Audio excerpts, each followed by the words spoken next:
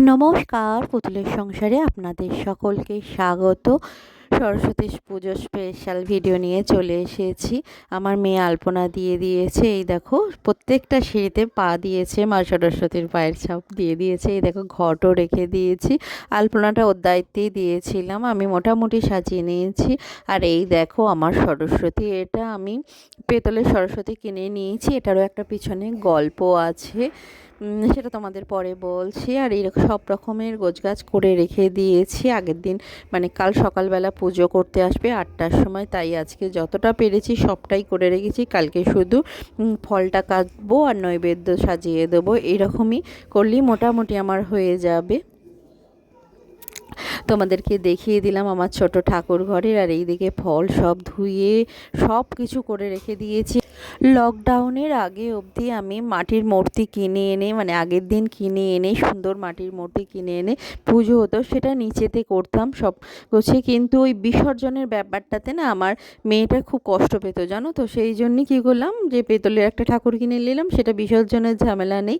সেই জন্য ওর বিসর্জন করতে গেলে বলতো রেখে দাও, 1 বছর রেখে পরের বছর আবার ভাসান দেওয়া, সেই সবের ঝামেলা বাদ দিয়ে এটা করেছি।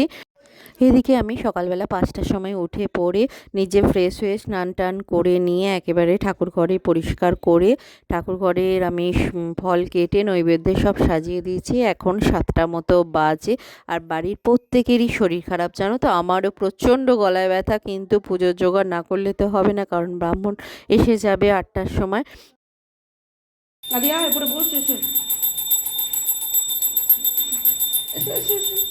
মাঝে মাঝে ঠাকুরমশাই এসে গেছে। ঠাকুরমশাইয়ের যে কাজগুলো আছে সেই কাজগুলো করে নিচ্ছে। ওই ঘট প্রতিস্থাপন করা, ঘটে স্বস্তিক চিহ্ন আঁকা, তীর কাঠির সুতো দিয়ে চারধারটা জুড়ে দেওয়া, এই সব কাজগুলো ব্রাহ্মণের যেসব কাজ আছে সেই কাজগুলো করছে। সেই কাজগুলো আমি করি না, ঠাকুরমশাইয়ের জন্যই রেখে দিই। সেগুলো করতেও মিনিমাম কিছুটা টাইম লাগে, সেইগুলোই করছে। এখন আমরা আদিবাবুকেও রেডি করে নিয়ে চলে এসেছি। আমি এখন ধনুচিটা ধরাচ্ছি। ধনুচিটা এখন ভালোই ধরাতে পারি, আগে পারতাম না, জানো তো। এখন ধনুচি ধরানোর আমি এক্সপার্ট যাকে বলে, সেই ধনুচি ধরিয়ে দিলাম আমি। বেশ ভালো লাগে, বেশ একটা ধুনোর গন্ধটা বেশ সুন্দর, বেশ একটা ভালো ভাইব নিয়ে আসে যাকে বলে। চলো, ঠাকুরমশাই পুজো করতে লেগেও গেছে এদিকে। আর এটা আমি ঘন্টাটা বাজাচ্ছে, এটা আমার জানোই, এটা আমার ইলেকট্রিকের একটা কিনে এনেছি, এটা আমার এই ঘন্টাটা বাজছে। এদিকে সবাই মিলে একটু ফটো তুলে নিচ্ছিলাম 4জনে। দেখি তো, পুজো হয়ে গেছে, একটা এসে গেছি রান্না। এখন ঘুগনি করে নিয়েছি, তার সঙ্গে করছি বাঁধাকপি করবো আর খিচুড়ি করবো। তার জন্য মুগ ডালটা ভিজিয়ে রেখে দিয়েছি। সরস্বতী পুজো স্পেশাল লাঞ্চ মেনু, এই দেখো, কুলের চাটনি। চাটনিটা হচ্ছে, এদিকে রয়েছে পাতাকপি, সবই গরম, ধোঁয়া ওটা। আর এদিকে রয়েছে এই দেখো ঘি দিয়ে গোবিন্দভোগ চালের খিচুড়ি, ফুলকপি, মটরশুঁটি, আলু দিয়ে।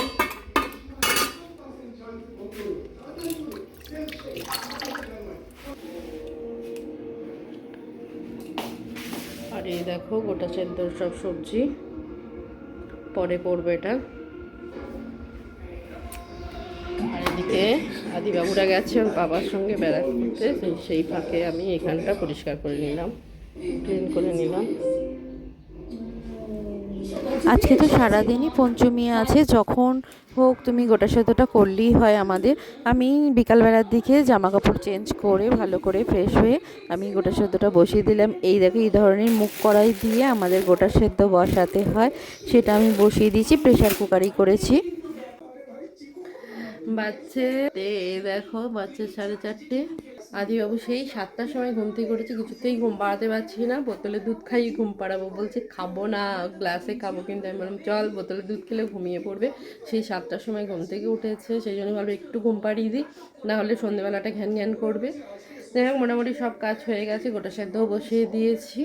আর কয়েকটা জিনিস কেনার ছিল, সেটা টুকিটাকে বেরিয়ে কিনে নিয়েছি। রাস্তায় ভীষণ ভিড়, ঠান্ডা আছে কিন্তু ড্রেস সব দেখছি মনে হচ্ছে যেন এখন 14 ফেব্রুয়ারি শুরু হয়ে গেছে। সরস্বতী পুজো মানেই হচ্ছে আমাদের ভ্যালেন্টাইন্স ডে। চলো টাটা। গুড ইভিনিং, এখন বাজছে 6:45।